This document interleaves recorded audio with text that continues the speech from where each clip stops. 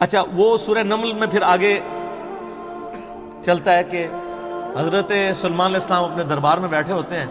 اب سارے ان کے کمانڈر حاضر ہیں, جنوں کا کمانڈر بھی ہے, اسی طریقے سے انسانوں کے کمانڈر بھی, سارے ان کے سردار وہاں پہ جمع ہیں. تو جو ان کی ایئر فورس کا کمانڈر تھا نا, وہ ہدہد تھا. ہدہد ایک پرندہ ہے جس کی بڑی خوبصورت سی کلگی ہوتی ہے, جیسے مرغے کی ہوتی ہے, اور بڑا ایکسٹرا آرڈنری پرندہ ہے. آپ جا کے گوگل پہ سرچ کریں, یوٹیوب پہ اس کی ویڈیوز دیکھیں کہ اللہ نے اس کو کیا صلاحیت دی. وہ ان کا سمجھ لیں ایئر فورس کا چیف تھا. تو آپ نے فرمایا وہ کدھر غائب ہے, اور پھر ساتھ فرمایا کہ وہ اپنی غیر حاضری کی کوئی جسٹیفیکیشن مجھے پیش کرے, اور اگر اس نے کوئی ایسی جسٹیفیکیشن نہ پیش کی کہ وہ میرے دربار سے غائب کیوں ہے, تو میں اسے سزا دوں گا یا میں اسے ذبح کر دوں گا. بس یہ آپ ورڈک بولتے ہیں تو تھوڑی دیر بعد ہدہد آ جاتا ہے اور وہ اپنی جسٹیفیکیشن پیش کرتا ہے. اب ظاہر ہے وہ میں نے بتایا کہ سورہ نمل میں ہی آتا ہے کہ اللہ تعالیٰ نے جانوروں کی بولیاں سکھا دی تھیں. تو حضرت سلیمان علیہ السلام اس سے پوچھتے ہیں کہ بتاؤ. سر پھر ہدہد دیکھیں کڈا پکا مواحد سی. وہ کہتا ہے کہ اے سلیمان علیہ السلام, میں آپ کے لیے ایک ایسی خبر لے کے آیا ہوں جو آپ کے علم میں بھی نہیں. بابی نہیں تھا ہدہد نا.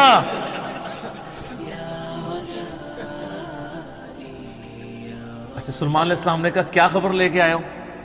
ان کا میں ایک ایسی قوم کے پاس سے آیا ہوں کہ جن کی حکمران ایک ملکہ ہے, عورت, اور اس کا بہت بڑا ایک عرش یعنی اس کا تخت ہے جس پہ وہ بیٹھتی ہے. اب وہ آپ کو نا ویسے کھنڈرات بھی اس کے مل چکے ہیں, ایک پکچر ہمیں ملی, انشاءاللہ ہم اس میں اٹیچ بھی کریں گے. آلموسٹ سمجھ لیں وہ کوئی آج کے دور کے اعتبار سے آپ دیکھ لیں کوئی 50 فٹ چوڑا اور لمبائی میں تقریباً 100 فٹ اور اونچائی میں بھی تقریباً 50 فٹ کے برابر, مختلف اقوال ملتے ہیں. یعنی ایک اچھا خاصا بڑا اس کا تخت تھا جس پہ اس کے سارے وہ سردار ارد گرد بیٹھتے تھے, اور وہ پتھر کا بنا ہوا بڑا سا. ان کا میں نے ایک عورت دیکھی ہے, تو وہ آپ کے علم میں نہیں ہے کہ وہ حکومت کر رہی ہے ان پہ, اور بڑا اس کا ایک تخت ہے, اس کے کئی سردار ہیں, اور شیطان نے ان کے برے اعمال ان کی نظر میں سنوار دیے ہیں. وہ اللہ کو چھوڑ کے سورج کی پوجا کرتے ہیں. سر ایک ہدہد کو بھی ٹینشن ہے شرک کی. آپ ذرا یہ دیکھیں, اسی لیے اللہ تعالیٰ نے فرمایا نا کہ قریب ہے کہ آسمان پھٹ پڑے اور زمین شک ہو جائے اور پہاڑ ریزہ ریزہ ہو جائے. ان دعوا للرحمن ولدا, جو رحمان کے لیے بیٹا تجویز کرتے ہیں, اگر یہ شرک کی تکلیف کا احساس یہ آسمان زمین اور پہاڑوں پہ ہو تو یہ بھی دب جائیں سے کہ اللہ کے لیے اس طرح کی باتیں لوگ کرتے ہیں.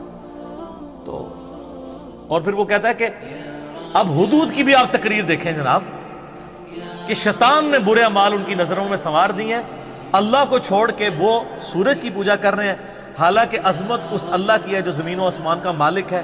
ان کو تو چاہیے تھا اسے ہی سجدہ کریں, اور اس پہ آیت سجدہ بھی ہے. اللہ اکبر,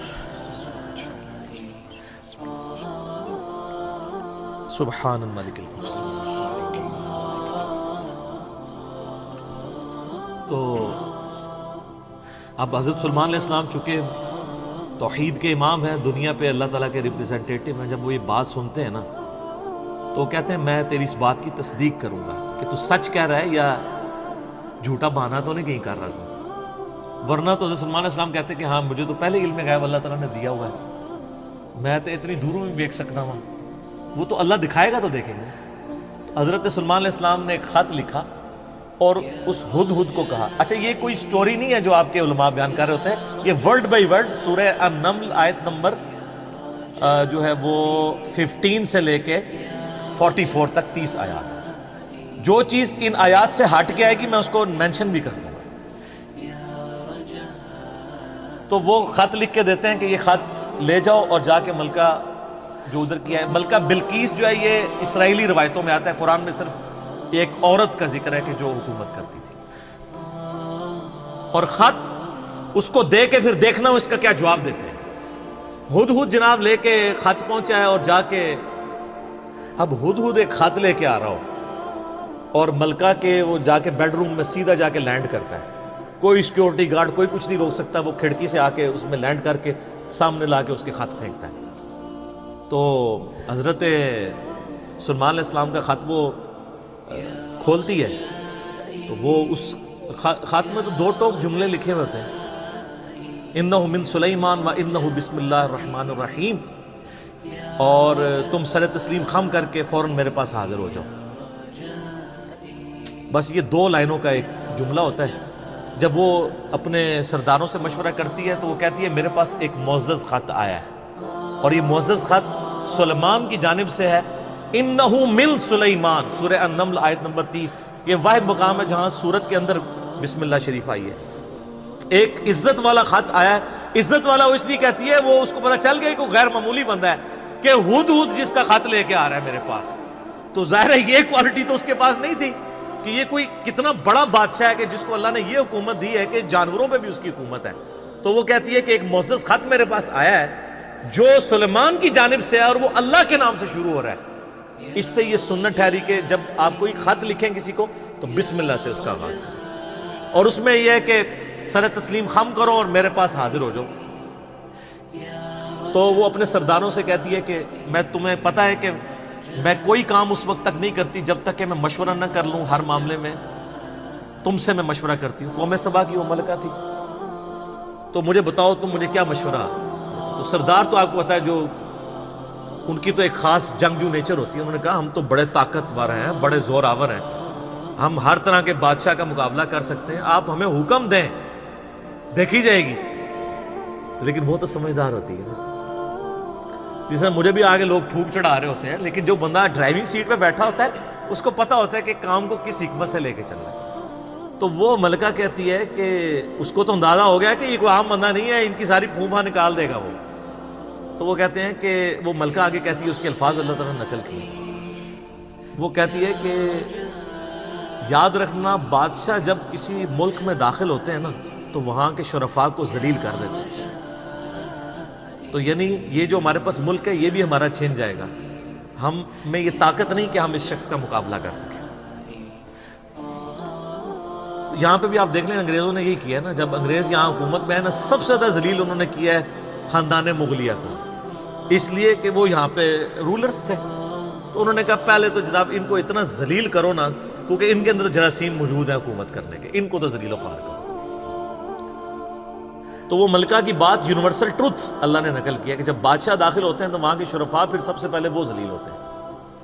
تو وہ کہتی ہے کہ اس میں جلدی نہیں ہمیں کرنی چاہیے، میں سلیمان کو نا کچھ گفٹ بھیجتی ہوں اور میں دیکھتی ہوں کہ اس کے رسپانس میں وہ کیا کرتا ہے، تو پتہ چل جائے گا کہ وہ واقعی ایک دنیا دار بادشاہ ہے یا اللہ کا ریپریزنٹیٹیو ہے۔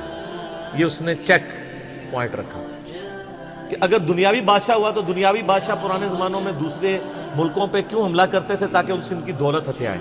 تو اگر ہم جزیہ دینے پہ آمادہ ہو جائیں اور سالانہ ہم ایک رقم مقرر کر لیں گے اتنا آپ کو ٹیکس یا جزیہ دیا کریں گے تو وہ ٹل جائے گا۔ تو وہ بڑے زیادہ تحائف دے کے نا ایلچی روانہ کرتی ہے سلیمان علیہ السلام کے پاس، اور وہاں پہ سلیمان علیہ السلام کے پاس جب وہ ایلچی پہنچتے ہیں تو سلیمان علیہ السلام تو اسٹریٹ فارورڈ ان کو جواب دیتے ہیں کہ مجھے جو کچھ اللہ نے دیا ہے تمہاری یہ دنیا کی حقیر دولت اس کے مقابلے میں کچھ نہیں ہے، مجھے تو اللہ نے کیا حکومت دی ہوئی ہے۔ ٹھیک ہے، تو بلکہ سورہ نمل میں اللہ تعالیٰ نے ان کی دعا بھی نقل کی ہے۔ سلیمان علیہ السلام کہتے ہیں اللہ مجھے ایسی حکومت دینا جو میرے بعد پھر کسی کو نہ ملے، اور انسانی تاریخ میں سلیمان علیہ السلام سے بڑا بادشاہ نہ ان سے پہلے کو گزرا ہے نہ بعد میں جس کو اس لیول کی اللہ تعالیٰ نے حکومت دی ہو۔ تو وہاں پہ جب ایلچی پہنچتے ہیں تو وہ ان کو اسٹریٹ فارورڈ جواب دیتے ہیں اور ان کو واپس کر دیتے ہیں کہ جاؤ اور اپنی ملکہ کو بتا دینا کہ اب ہم وہ لشکر لے کے آئیں گے جس کی تاب تمہارے لشکر نہیں رکھ سکتے، انتظار کرو ہمارا۔ تو وہاں سے چلے جاتے ہیں، وہ تو چلے جاتے ہیں، اور سلیمان علیہ السلام کو پتہ ہوتا ہے کہ وہ مطیع ہو کے ہی آئے گی، کیونکہ وہ سمجھ گئے ہوتے ہیں کہ اس نے یہ جو ڈیسیژن کیا ہے وہ کیوں کیا ہے۔ اب یہ فاصلہ آلموسٹ 2000 کلومیٹر کا ہے۔ قوم سبا آباد تھی یمن میں، اور حضرت سلیمان علیہ السلام یروشلم میں بیٹھے ہوئے تھے، بیت المقدس ایلیا شام کے اندر۔ آلموسٹ 2000 کلومیٹر کا یہ فاصلہ ہے۔ تو آپ سمجھ لیں یہ فاصلہ طے کرنے کے لیے بھی 40 سے 50 دن پیدل چاہیے. تو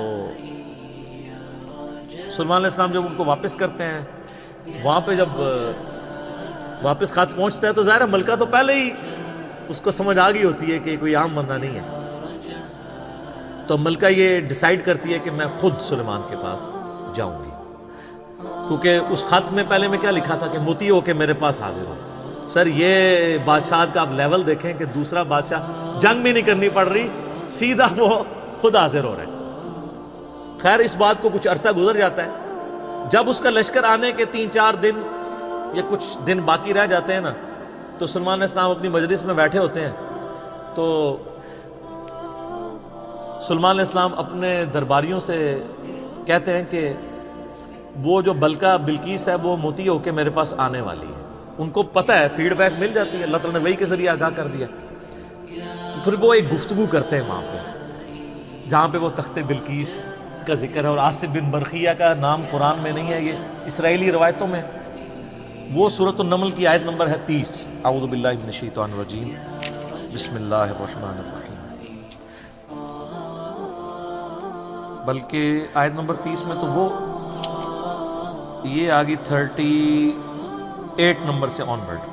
30 تو پہلے گزر چکی نا، انہ من سلیمان و انہ بسم اللہ الرحمن الرحیم. یہ آیت نمبر ہے 38. قال یا ایھا الملأ ایکم یأتینی بعرشها قبل ان یأتونی مسلمین. حضرت سلیمان علیہ السلام کہتے ہیں اے میرے سردارو، جو میرے ساتھ اٹیچ لوگ ہو، تم میں سے کون ہے کہ جو مجھے اس ملکہ کا تخت لا کر دے اس سے پہلے کہ وہ سر تسلیم خم کرتی ہوئی میرے پاس حاضر ہو جائے؟ کون ہے کہ جو ایسا کرے؟ قال عفریت من الجن. تو ایک بڑا دیو ہیکل جن کہتا ہے انا آتیک بہ قبل ان تقوم من مقامک، کہ میں آپ کی اس محفل برخاست ہونے سے پہلے 3-4 گھنٹے کی جو بھی آپ کی مجلس ہوتی ہے، مجلس ختم ہونے سے پہلے میں وہ تخت آپ کو یہاں پہ لا دوں گا. انبلیویبل چیز ہے. 2000 کلومیٹر سے اتنا بڑا تخت پتھر کا وزنی 3-4 گھنٹے کیا، وہ تو آج بھی آپ اگر جہاز میں بھی لائیں تو 3-4 گھنٹے میں نہیں پہنچ سکتا. اس کو تو لفٹ کرنے میں پرابلم ہو جائے گی. وَإِنِّي عَلَيْهِ لَقَوِيٌّ أَمِينٌ، اور میں اس کے اوپر امانت دار بھی ہوں، میں پوری رسپانسبلٹی سے یہ کام کروں گا، اور میں طاقت بھی مجھے اللہ نے دی ہے. جنات کو اللہ نے بہت طاقت دی ہوئی ہے. تو حضرت سلیمان علیہ السلام یعنی ایگری نہیں کرتے اس مسئلے میں. تو پھر ایک اور شخص، قال الذی عنده علم من الکتاب، وہاں ایک شخص بیٹھا ہوتا ہے جس کے پاس کتاب میں سے علم ہوتا ہے.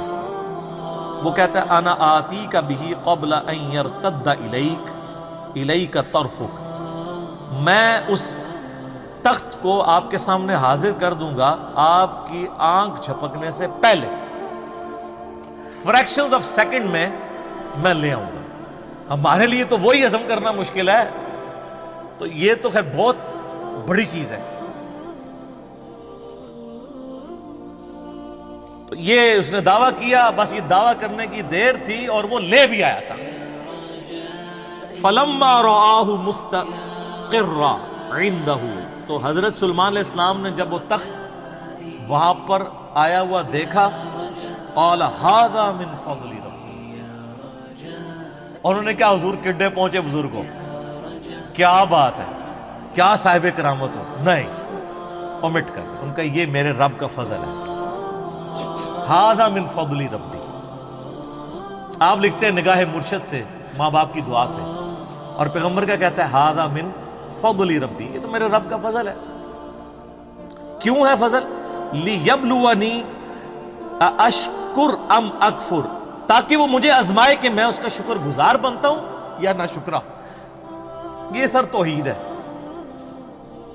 ومن شکر فانما یشکر لنفسہ، اور جو کوئی اللہ کا شکر کرے گا تو وہ بھی اپنے نفس کی خاطر ہی کر رہا ہوگا، اللہ کو کوئی پرواہ نہیں. ومن کفر، اور جو کوئی اللہ کی ناشکری کرے، فإن ربی غنی کریم، تو میرا رب تو غنی ہے، کریم ہے، اسے کسی کی پرواہ ہی نہیں ہے. ھذا من فضل ربی۔ اچھا اس کے بعد پھر آتا ہے کہ وہ ملکہ جب آئی، حضرت سلیمان علیہ السلام نے کہا کہ نا اس تخت کی حیت بدل دو، ڈیزائننگ اس کی تھوڑی سی چینج کر دو، جو اس کے اوپر کوئی پھول بوٹے لگے ہوئے تھے تھوڑا سا اسے ٹیمپر کرو، اور میں دیکھوں گا کہ وہ پہچانتی ہے اپنے تخت کو نہیں کہ نہیں پہچانتی۔ تو وہ پھر ملکہ وہاں پہ آ پہنچتی ہے، تو سلیمان علیہ السلام اسے ریسیو کرتے ہیں اور کہتے ہیں اس تخت کے بارے میں تیرا کیا خیال ہے؟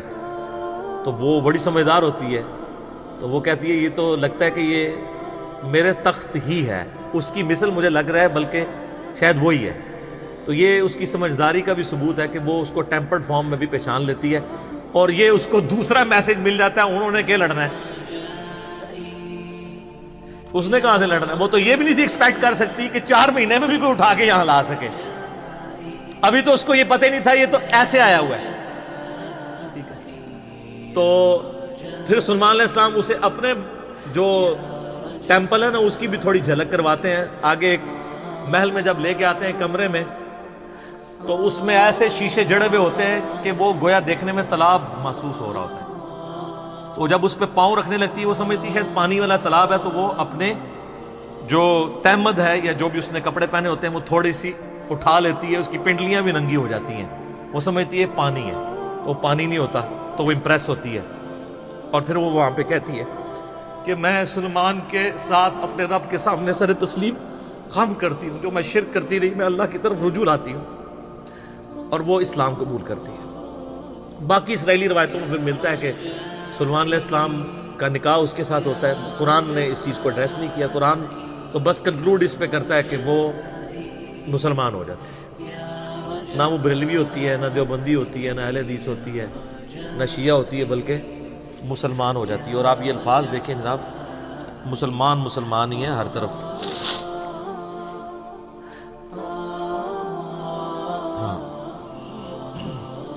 قالت رب انی ظلمت نفسی، وہ کہتی ہے میرے رب میں اپنی جان پہ ظلم کرتی رہی اس سے پہلے، واسلمت مع سلیمان للہ رب العالمین، اور میں سلیمان کے ساتھ سر تسلیم خم کرتی ہوں اس رب کے سامنے، اللہ کے سامنے جو سارے جہانوں کا پالنے والا ہے۔ میں سر تسلیم خم کرتی ہوں، میں مسلم ہوتی ہوں۔ تو وہ اپنا آپ اپنے رب کے حضور سر تسلیم خم کر دی۔ تو یہ واقعہ یہاں پہ مکمل ہوا۔